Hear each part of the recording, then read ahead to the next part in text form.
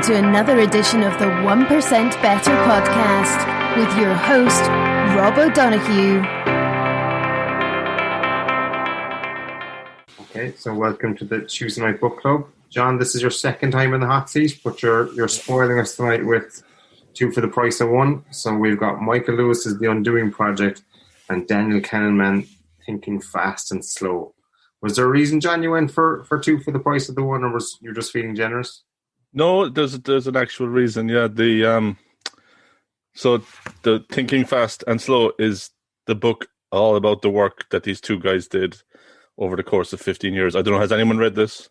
Yeah. No, you have, yeah. It's a really good book. And but the Michael Lewis book, The Undoing Project, is the book about the two guys, about their relationship, and about how they met and how they fell out and how they worked together and everything. So it's a fascinating story.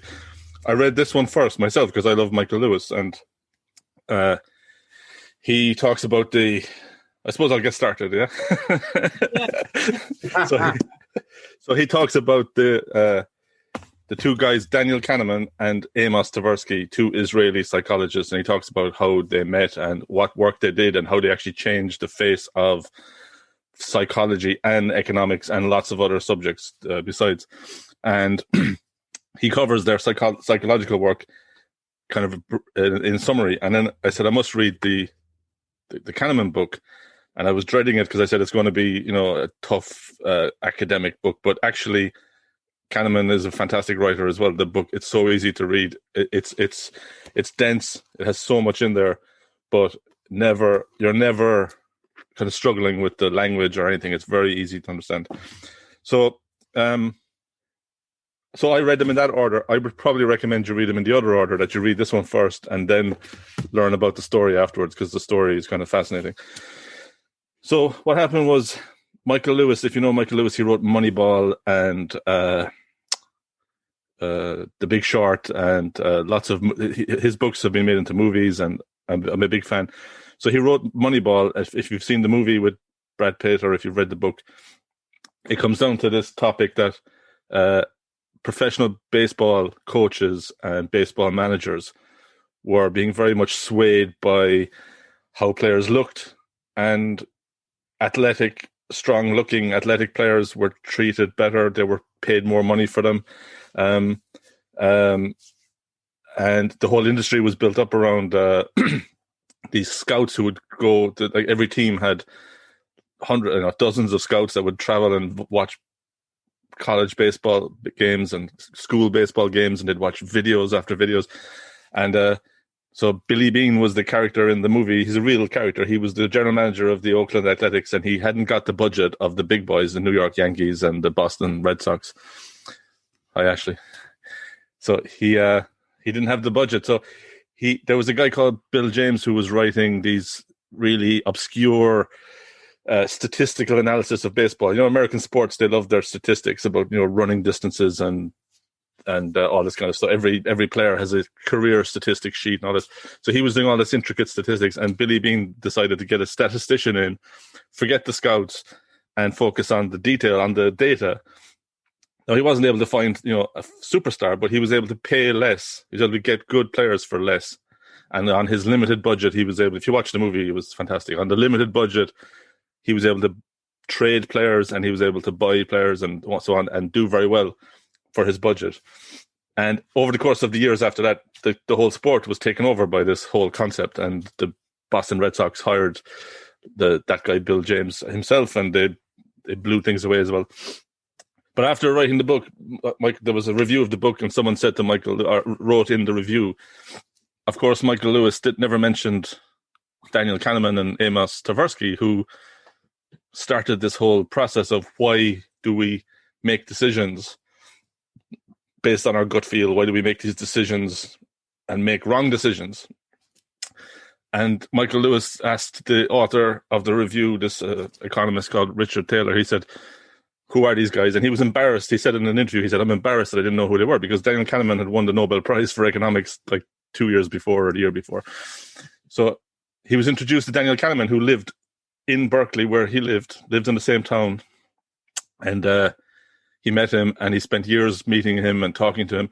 And he discover then as well that he taught in Berkeley University for 1 year, and Michael Lewis did, and one of his students who he became friends with was Amos Tversky's son. Now, Amos Tversky had died in the mid-90s. He died of cancer very young.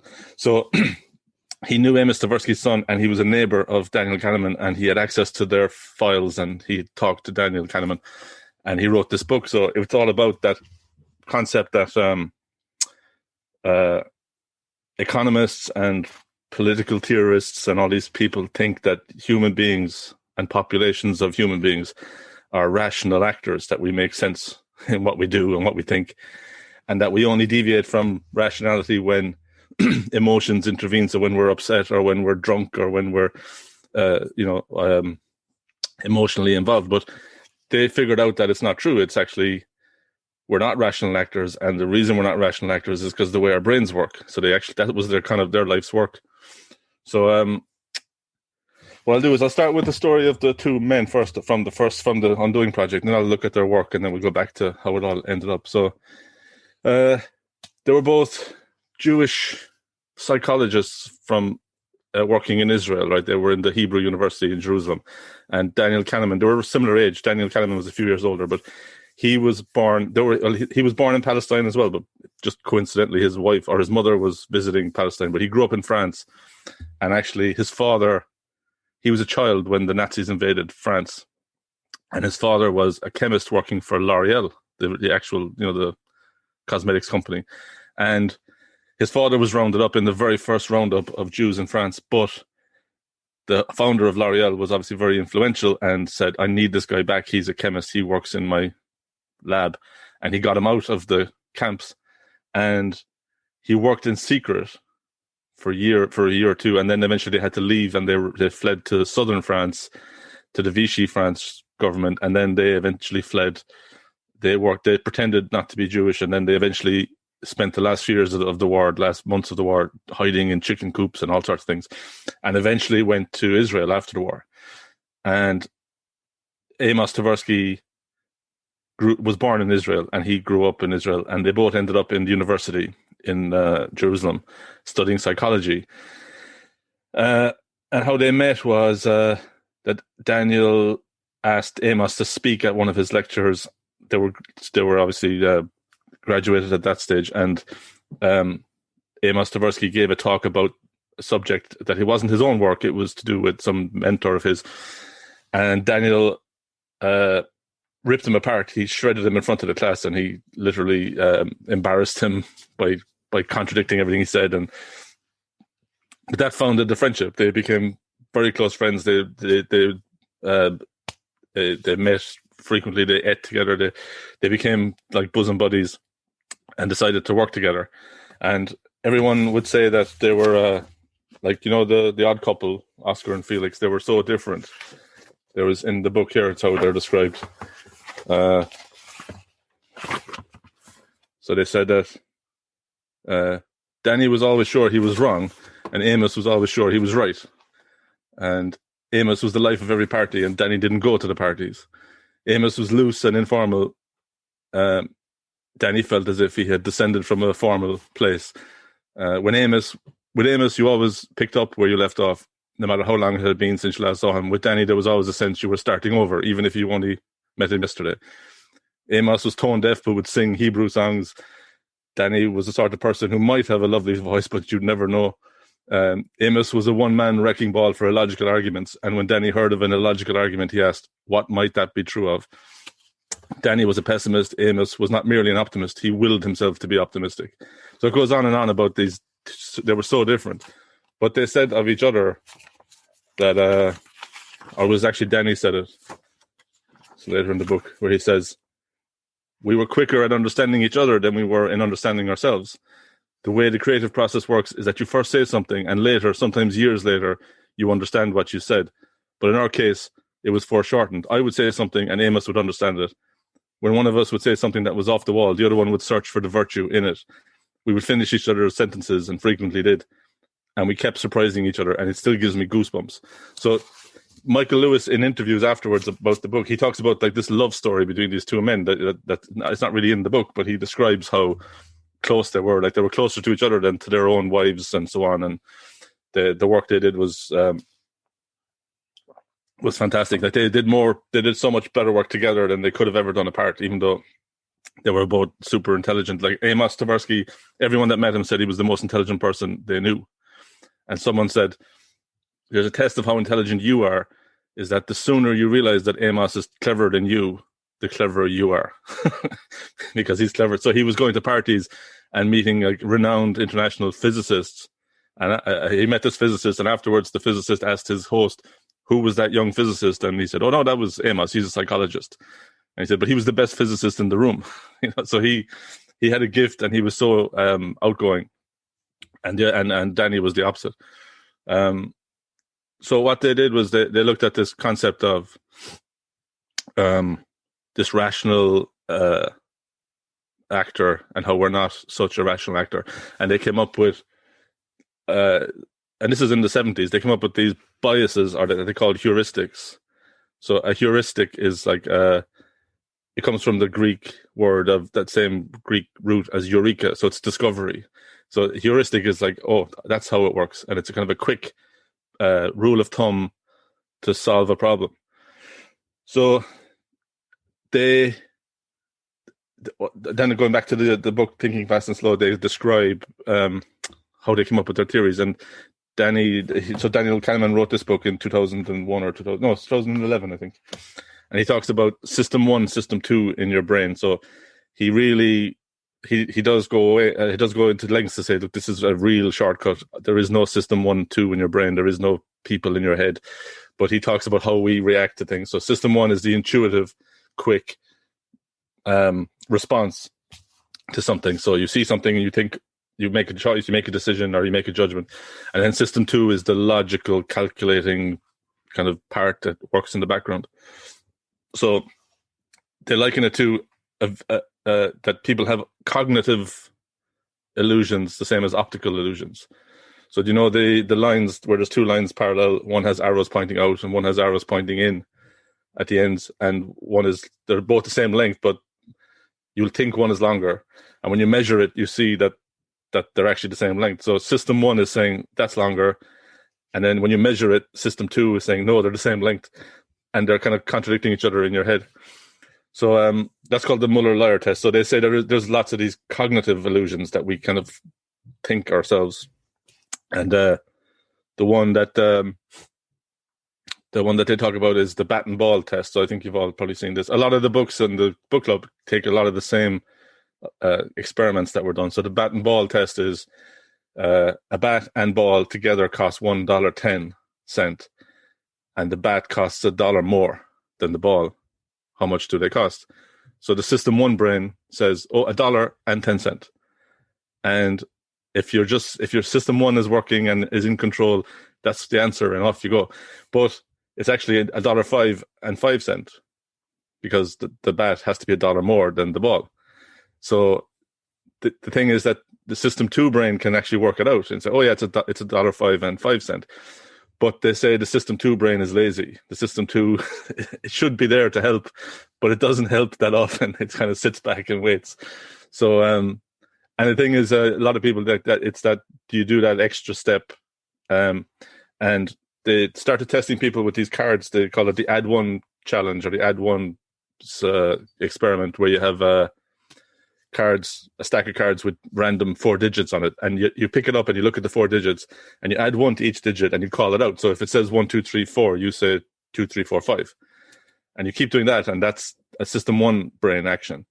But if you're asked to add 3 digits to each one, you can't do it that quickly. You have to think about it, and that's your system 2 brain. And they even say that if you put a pencil in your mouth like this when you're doing a task and you're smiling, you force yourself to smile, you're in system 1 brain. And if you put the pencil right there, you force yourself to frown, and you're frowning your forehead, furrowing your brow, triggers your brain into system 2, because that's what you do when you're thinking, you furrow your brow. So they worked out all these interesting experiments, and they talked about anchoring. So they can experiment with they'd ask people about redwood trees and about Gandhi when he died. So they say, they start by asking the question, do you think the tallest redwood tree is taller or shorter than 1,200 feet? And then people will say, oh, shorter. And then they ask the person, what do you think is the height of the tallest redwood tree? So if they asked you first, did you think it was taller or less than 1,200 feet? You go with a low estimate. And if they asked you, a high estimate. And if they asked you first, did you think it was taller or less than 100 feet?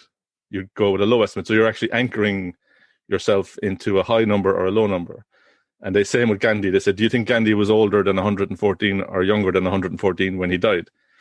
Or they might ask a different group, do you think Gandhi was 20 when he died? And then when they ask you for the number, you're anchored high or low. And they found that it doesn't even have to be, they can anchor you with anything. So what they do apparently in Harvard is for these statistical classes is the class comes in and they ask everyone to write down the last 2 digits of their mobile phone number. And everyone does and reads it and hands it up. And then they ask you, what do you think is the percentage of countries in the United Nations that are in Africa? And it's just the people with low numbers on the last 2 digits of their phone numbers always estimate low, and the people with high numbers always estimate high. So the anchor doesn't even have to be related to the task at hand. You're just seeing these numbers and your brain clicks into that form. And then they also talk about the, like all these experiments are fascinating. The Michael Lewis books gives you kind of an overview, and then the Kahneman book gives you all these details. And there's tons more than I've written down. They talk about the availability heuristic. So they ask groups of people to measure their own assertiveness. So the first thing they do is they say to one group, they say, write down 6 episodes in your life when you were assertive. And apparently 6 is good. A lot of people can think of 6 events of any nature. And then they ask them, now tell us how assertive you are in life. And then they ask a different group to name 12 episodes of when they were assertive. Now that's hard to do, and a lot of people, very few people can name 12 episodes of anything. So those people might name 7, 8, 9 episodes of when they were assertive, more than the other people. And then they're asked to say, how assertive are you? And they'll always claim that they're less assertive, even though they have given more evidence, because they failed to complete the task and they failed to think of assertive things. They'll think they're less assertive. And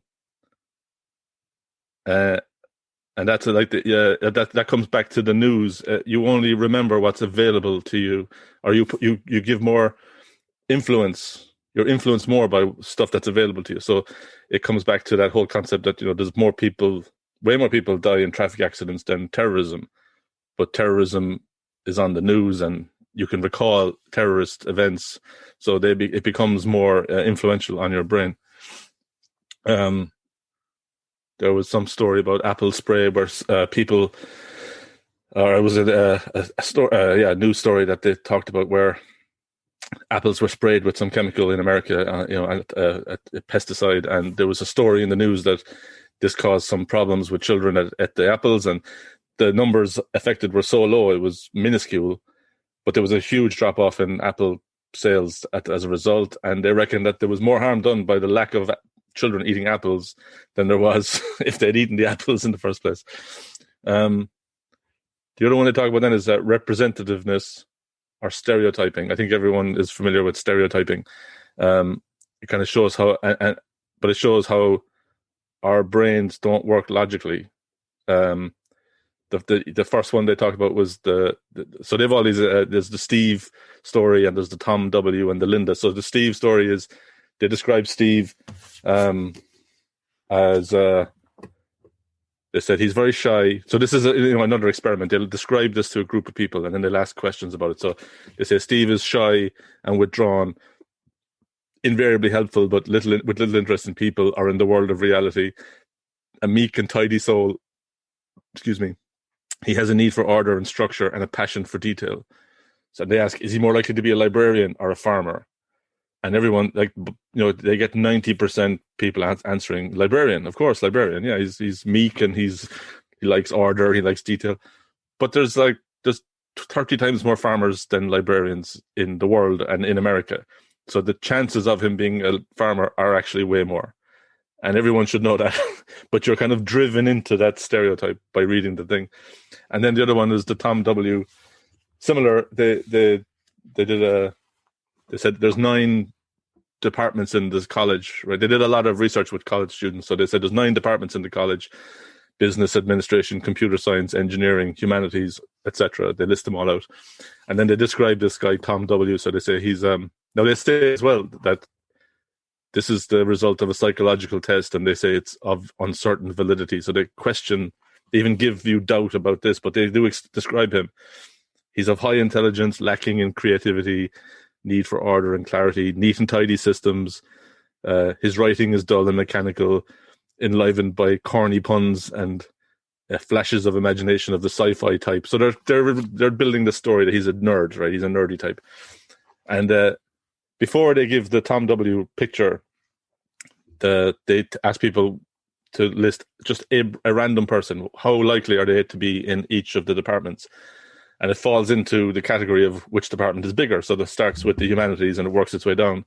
And at the end, the small departments are the computer science and the librarians and all that. But when they read the Tom W. story and they read about how nerdy he is and he likes sci-fi and, you know, he lacks creativity, they always put him in the computer science department. And they're saying, but why, you know, you're just driving the stereotype. So people tend to ignore what they call the base rate of the story, of the facts, when they're driven by these stereotypes. And then the one that's most fascinating is the Linda story, where they talk about, they had 3, they just wrote this experiment as if, you know, thinking they'd learned something. And they said, so they gave this to a group of people. Linda is 31 years old, single, outspoken, very bright. She majored in philosophy. And as a student, she was deeply concerned with issues of discrimination and social justice, and participated in anti-nuclear demonstrations. And then they asked a group of people to say, where do you think she works? And she's a teacher in an elementary school. She works in a bookstore. She's active in the feminist movement. She's a psychiatric worker. She's a bank teller. And they gave that list. And so one group had a list of jobs, including she's a bank teller. And the other group had a list of jobs which said she's a bank teller and is active in the feminist movement. And the group that saw that list put the bank teller that's active in the feminist movement way higher on the list. So they said, okay, that makes sense. We've driven the stereotype, you know, towards that feminist movement thing.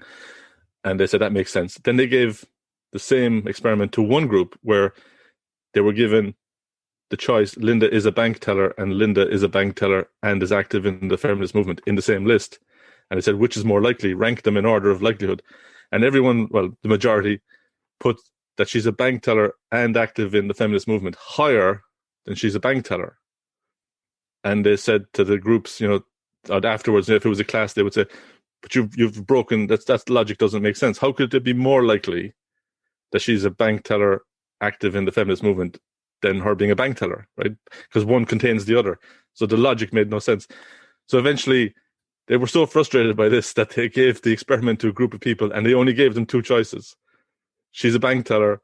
She's a bank teller active in the feminist movement.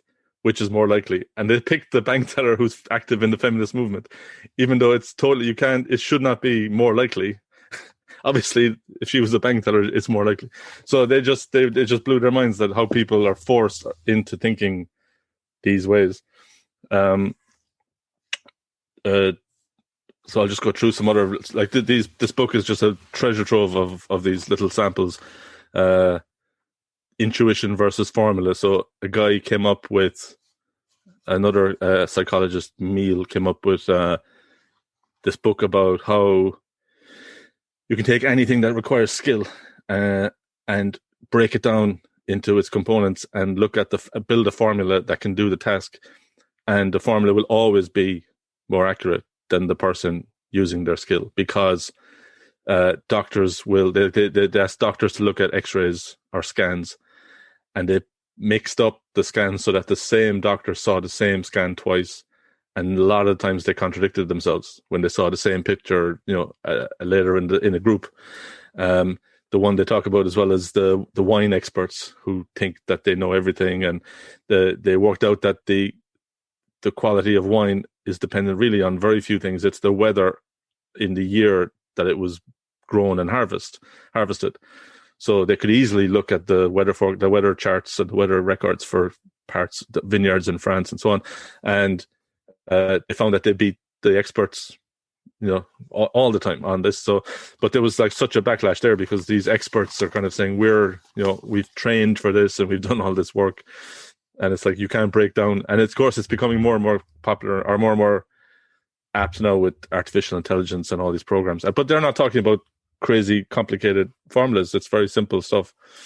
The other one is regression to the mean, which I think everyone's heard of that, where these guys, just to divert, they weren't just psychologists working in the university, right? This was Israel in the 50s and 60s and 70s, where they were at war. There was the Suez Crisis, there was the 6-Day War, there was the Yom Kippur War, and everybody in Israel was a soldier, even these psychology professors. So like Amos Tversky was a paratrooper. He was paratrooped into Syria in the 6-Day War, and he at a training session, a guy was planting an explosive. This was in training, and he was in a unit, and this guy was planting explosive under a fence of barbed wire, and he passed out on top of the explosive, and the commander said, "Nobody move," and Amos Tversky ran, broke the order and ran, picked up the guy, carried him away from the explosive, jumped on top of him, and the thing blew up, and he ended up having shrapnel in his body. I think they said he had shrapnel in his body for the rest of his life, and he got a medal for that, even though he disobeyed the orders. But there's loads of stories of these guys. They go to America for work, to colleges. They go to Harvard and Michigan, and they both went to different colleges for their PhDs. But a war would break out in Israel, and they would just go home and join the army. They would leave. They would get on the next plane. They said the planes flying into Israel were just full of men returning home, and the amount of times you'd see in the book is Amos arrives in to his house, kisses his wife hello, goes to his bedroom, puts on his uniform, and drives off again, to join a unit. But but they did as time went on, and they became more eminent psychologists. They were working for the army psychology units, and one of the things was a fighter pilot training. Go back to the regression to the mean.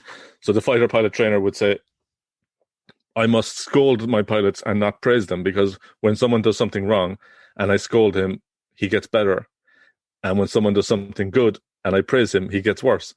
And they had to be explained that was just this concept of regression to the mean, that if you do something poorly, the chances are you'll do better the next time. If you do something well, the chances are you'll do worse the next time. And it relates to the famous the Sports Illustrated curse. They say in America that if you're on the cover of Sports Illustrated, you're going to have a very poor season the following year. And it's because to get on the cover of Sports Illustrated, you had to have an exceptional year previous to that.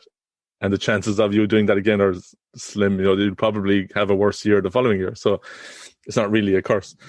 But then again, just to go back to the story of the two guys, that was Amos Tversky and the explosion. The other one was Daniel Kahneman was assigned. This is early days in the 60s when he was very young, but the whole country was only 6 years old, they said. So they gave him the job of writing the questionnaire to choose who would be an officer and who would be given leadership in the army, and who would go to the tank squadron, who would go to the Air Force, and so on. And he found that, again, all related to their work. He found that the interviewers were using a lot of personal judgment on who would be good, and they were finding that the results in the field were not matching the choices. So he made a very logical questionnaire, and he said, you must answer these questions, you must talk about behavior, you must make it logical, you must score them on each section individually and not let that influence the next one. And it turned out to be amazing. It worked a treat, and then it's still being operated today by the Israeli military, 40, 50 years later. And the interviewers had a revolt because they said, we're, again, like the doctors and the wine experts, they said, we know what we're doing. We can judge these people. And he said, okay. He said, after you've done my questionnaire, I want you to put that aside and then close your eyes and think about the person in front of you and give them your own judgment. And of course, with the anchoring, as we know, they were influenced by the questionnaire, and they tended to match the questionnaire.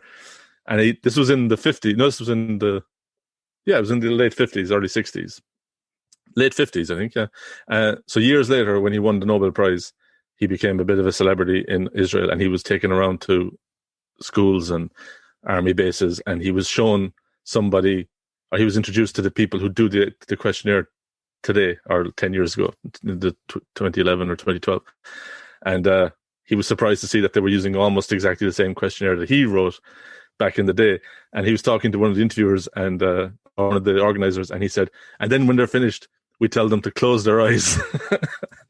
It was exactly what he told them to do all that time ago. And then the planning fallacy. So this is a great one. I've never heard this before, but it makes so much sense. Have you heard of WYSIWYG? You know, what you see is what you get.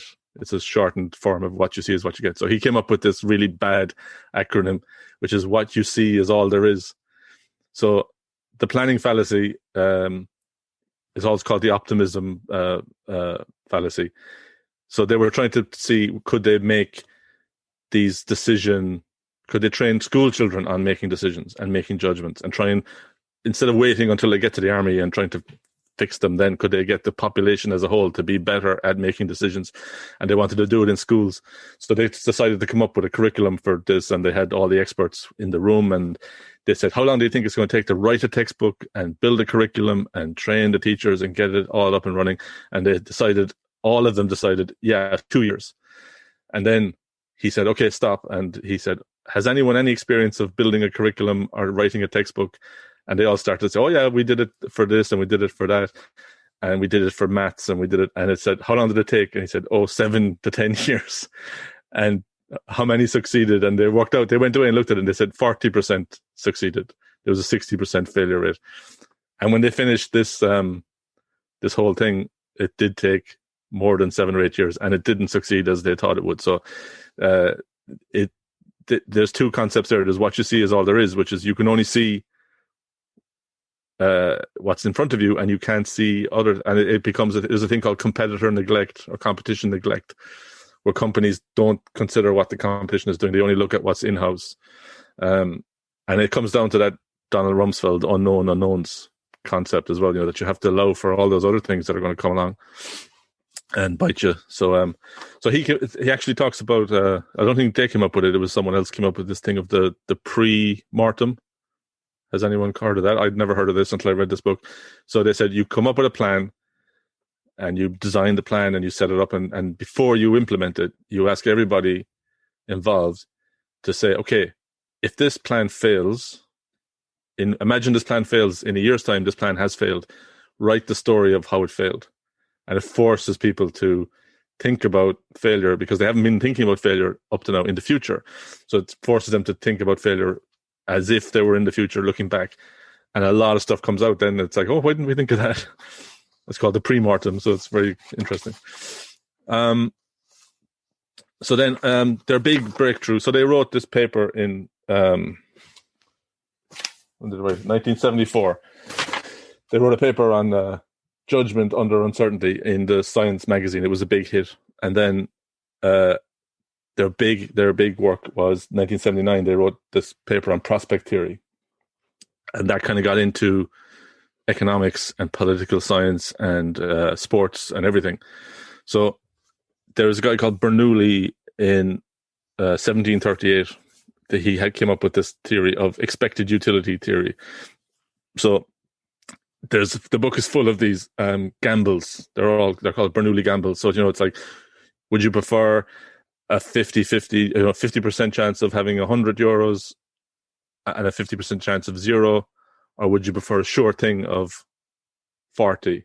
So they weigh up mathematically that if it's 50-50, 100-0, then that gamble is worth 50, but 40 is sure. So a lot of people take the sure thing, as opposed to the gamble, even though the gamble is worth more theoretically. But Bernoulli took that concept and said, there's the concept of wealth, and then there's the concept of utility.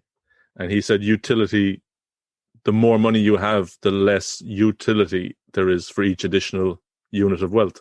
So the first 100 you win is more valuable to you than the 10th 100 you win. And it's like the difference between 100 and 200 is much bigger in someone's mind in utility terms than the difference between 900 and 1,000. Even though it's only 100, it's still 100, but that first 100 is worth more to you than the last 100.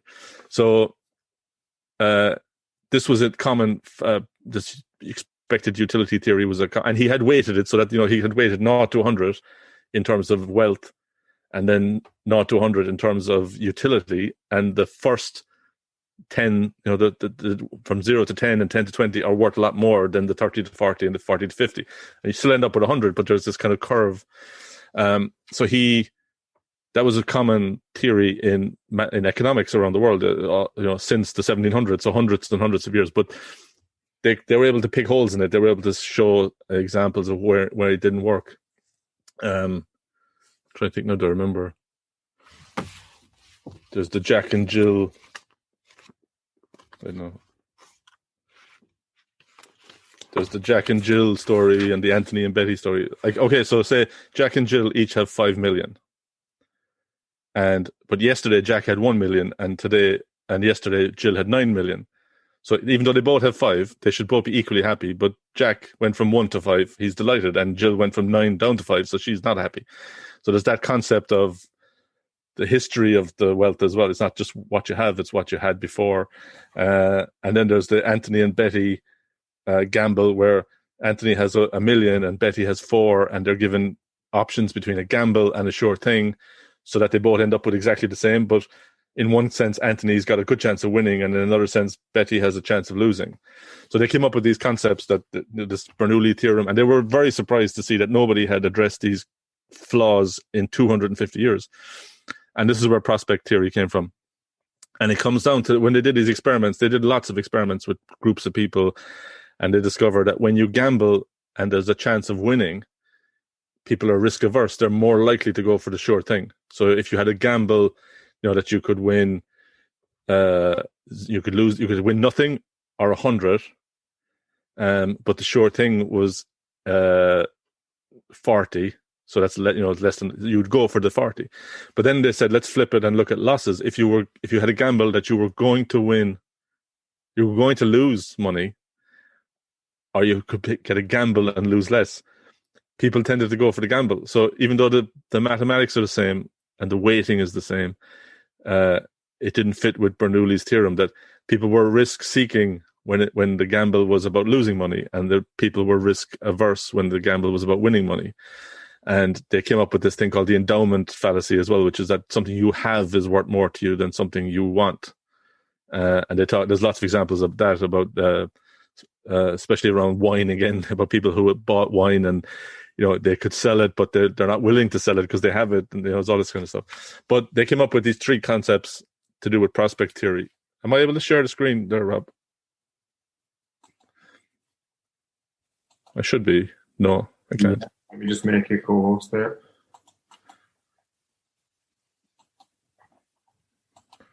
There you go. So the 3 concepts are: the prospect theory is on the, I don't know how this works now with the audio podcast, but the prospect theory is on the left, and it's an S-shaped curve. So you can see, first of all, the reference point, so the dot in the middle of that you have to relate your utility to a reference point. That was the Jack and Jill story was important. And then you have diminishing sensitivity, which is that as the S curve goes up, as the dollar amount increases on the x-axis there, the value, they call it the psychological value, ends up being less. So the old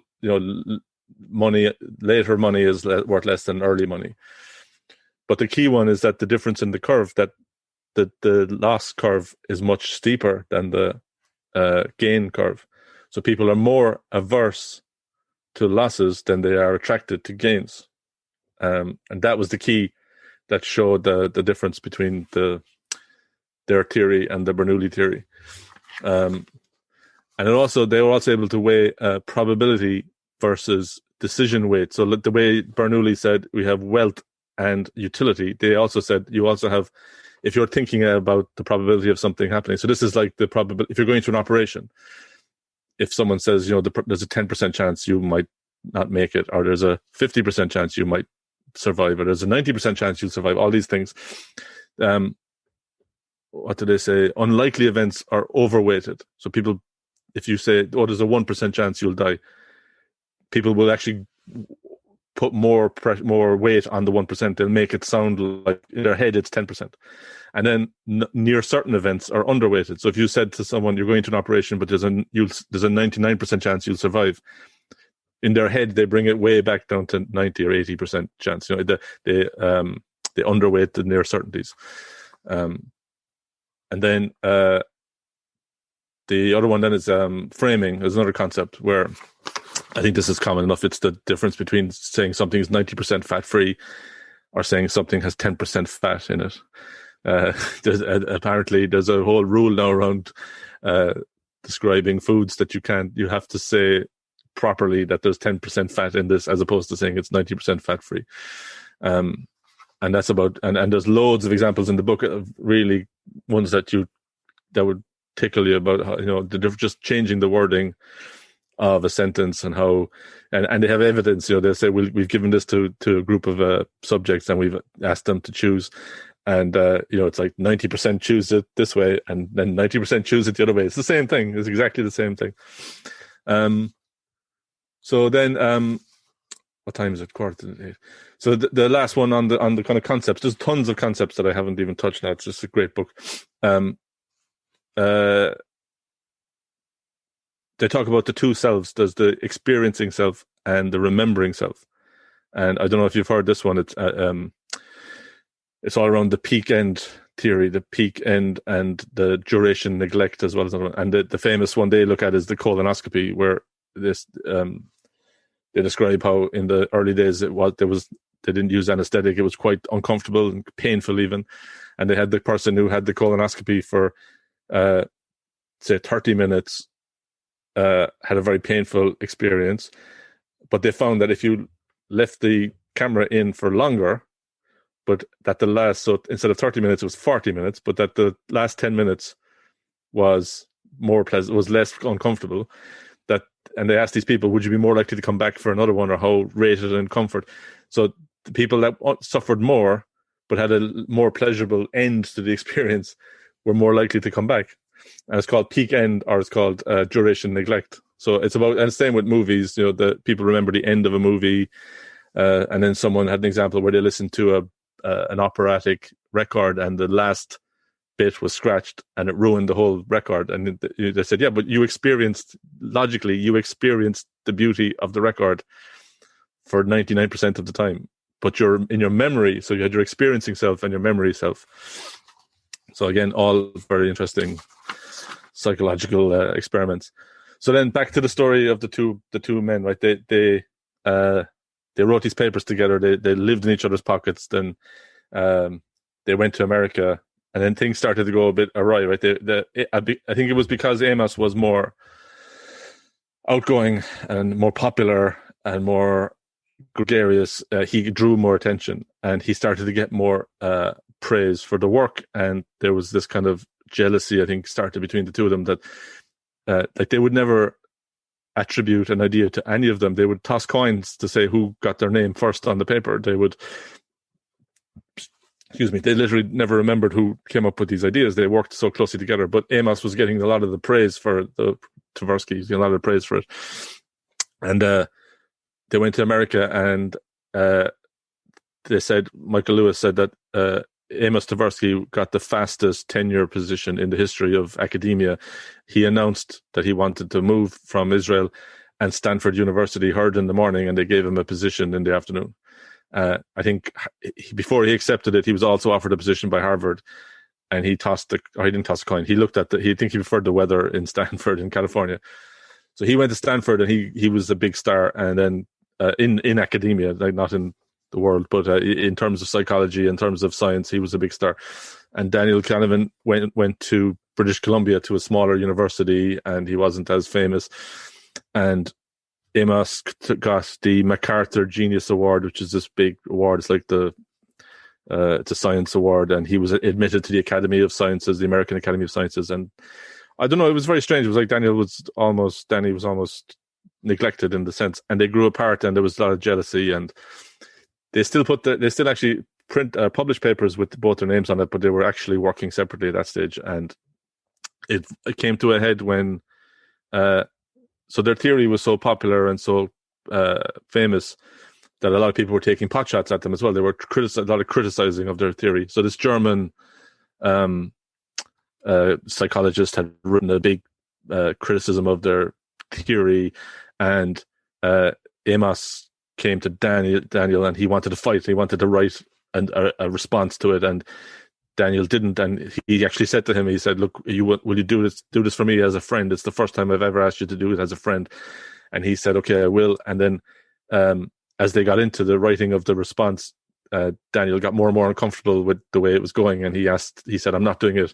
And he said he had a dream that he had 6 months to live. This is Daniel now. He had a dream that he had 6 months to live, and he said to Amos, "If I only had 6 months to live, I don't want to be doing this, right? Responding to a critic." And they kind of walked off. He walked off, and they kind of broke up, as it were. And that was in the early 90s, 93, 94. And he said 3 days later, Amos rang him and said, "I have 6 months to live." The other guy had cancer, and he was diagnosed with cancer. Now, he lived a few years longer, and but I think there's the way it's written in the book, it looks like he may have committed suicide or had assisted suicide at the end, but he was riddled with cancer, and he was even though he was only in his 50s. But so that was very sad. So for the last few years, they actually got very close again because they knew this was happening, and they were really close. They spoke every day, and I think at that stage, Daniel had moved to Berkeley, and he was closer physically and everything. But after he died, things were never the same. So the one thing that Daniel Kahneman was working on after that was the Undoing Project, which is the reason for the book being called that. And it was sounds very interesting. It was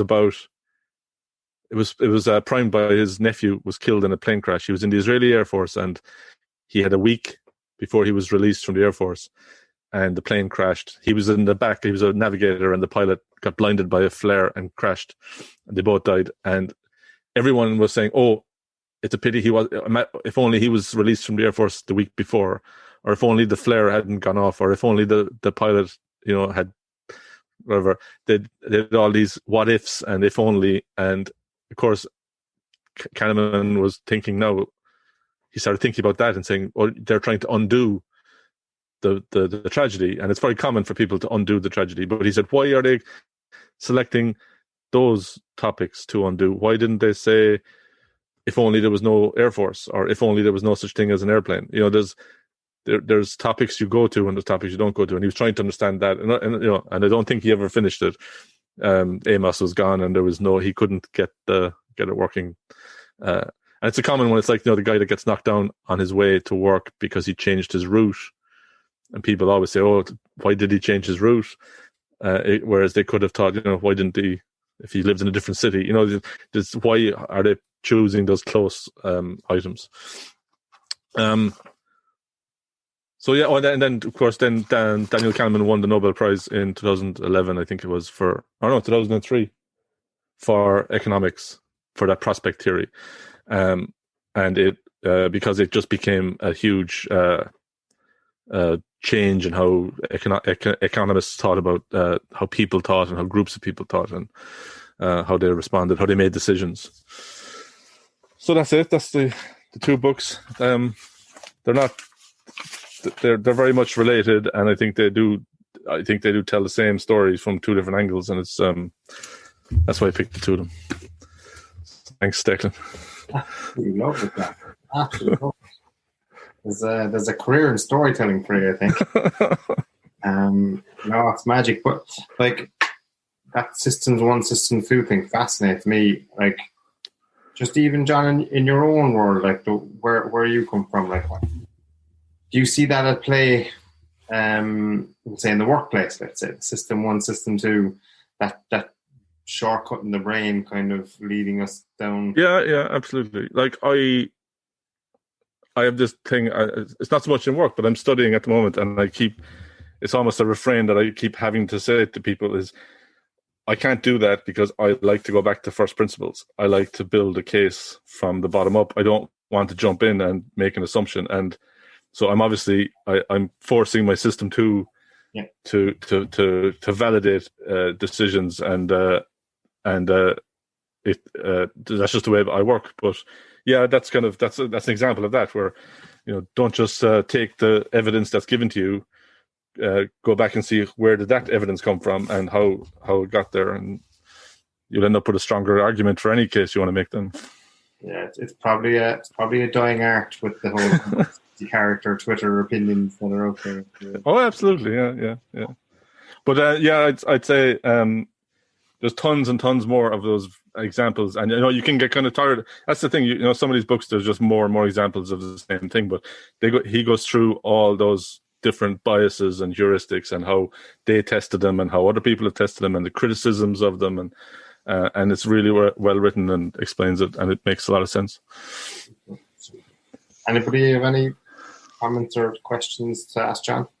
Yeah, I was just going to ask John that I don't really understand the whole System 1, System 2, but what I was just wondering was around, well, two things. Firstly, if you're naturally clever, do you have a more preference to go to one over the other? No, they actually said they said the first example of that System 1, System 2, they actually went straight to statisticians.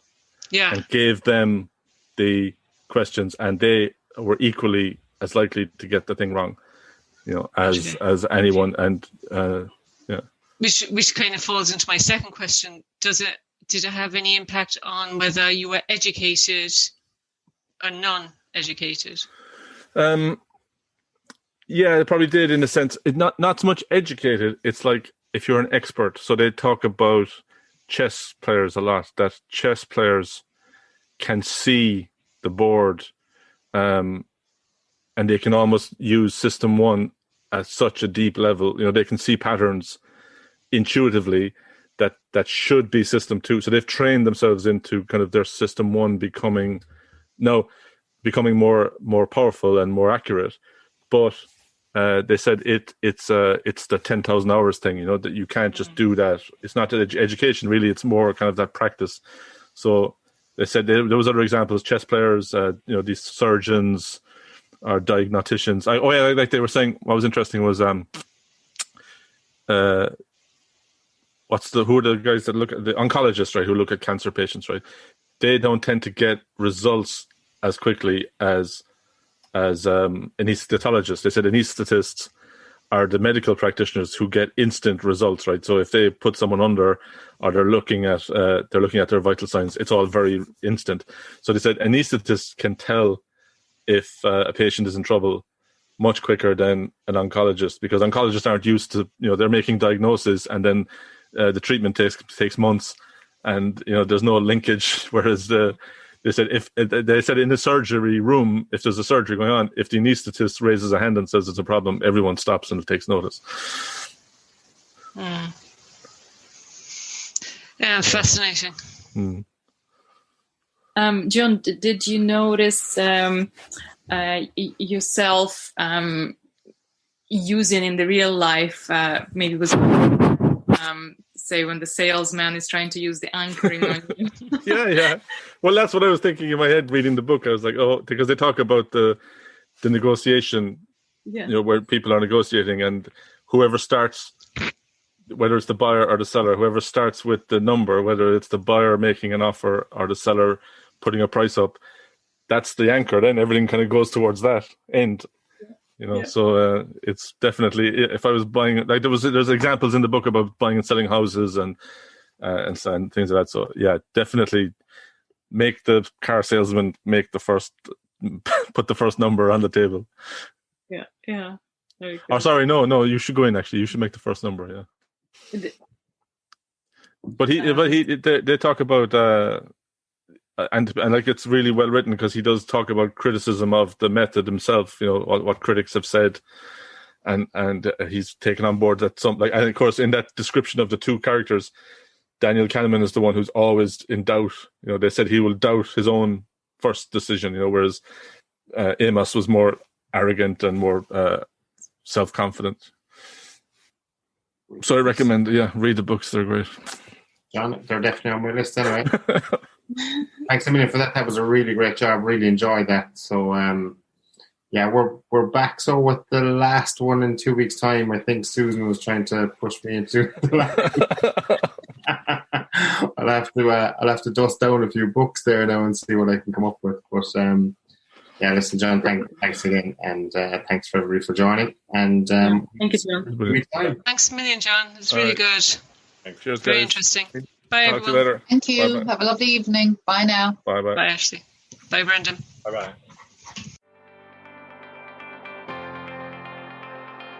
Hey folks, thanks so much for listening to the show. If you enjoyed it, could you please consider helping me extend the reach of the podcast that a little bit further? You can do that in a number of ways. The number one way is to subscribe on your app of choice. This helps me with the chart ranking, leading to more folks stumbling across the podcast and checking it out. You could also repost it on your social media channels. Any of them would be great. And maybe even tell a friend in person or over the phone. Pick up the phone, give them a call and tell them about the 1% Better podcast. Tell them about this episode or one that you've heard in the past. Any will do. I would really appreciate it. In the last year, we set up a 1% Better Slack community, which you can join for free and interact with me and other members of the community and improve through holding each other accountable and sharing monthly challenges. It's a lot of fun. Check it out.